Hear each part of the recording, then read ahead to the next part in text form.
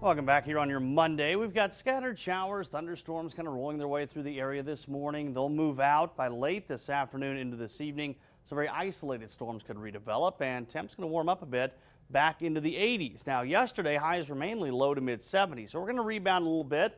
Chances after today will shift primarily up into the northern part of the state. So if you're looking ahead to Husker harvest days, we might actually get a little bit of a break there from the rain.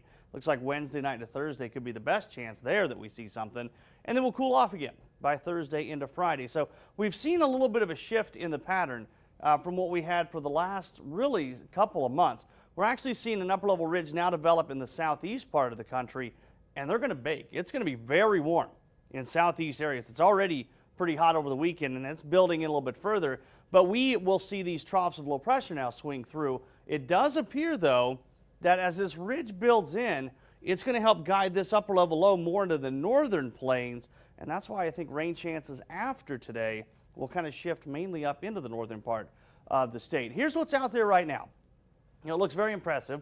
It's a lot more scattered than that, though, as we zoom in a little bit closer. Down around Hebron and Fairbury towards Beatrice, little activity. Same around Grand Island, very scattered in nature. Holdridge down to Phillipsburg, Cambridge. Again, it's not significant heavy rain for most of you, but passing showers, maybe a few embedded rumbles of thunder, and even out here around Arthur and Ogallala, still some rain falling. Starting off mid to upper 60s for the most part. By this afternoon, we will warm up. Most of us, now it's going to be a slower climb because of the rain this morning.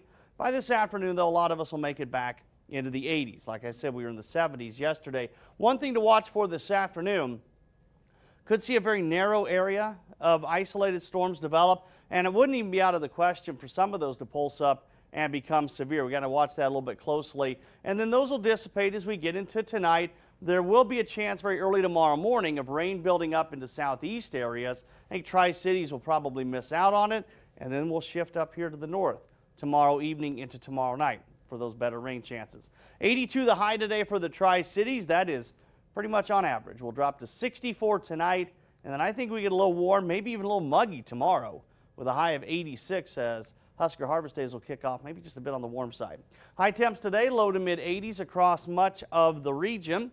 Overnight lows tonight should dip down into the 60s for the most part, maybe some 50s up north, and highs tomorrow starting to creep up a little bit further, mid, maybe some upper 80s, especially northern Kansas. Now, cold front will come in Wednesday night and into Thursday morning, drop us down to 77, 76 Friday, and we'll bounce back into the 80s as we get towards your weekend. If you're looking ahead to Husker harvest days, I think Thursday is going to be the most comfortable day.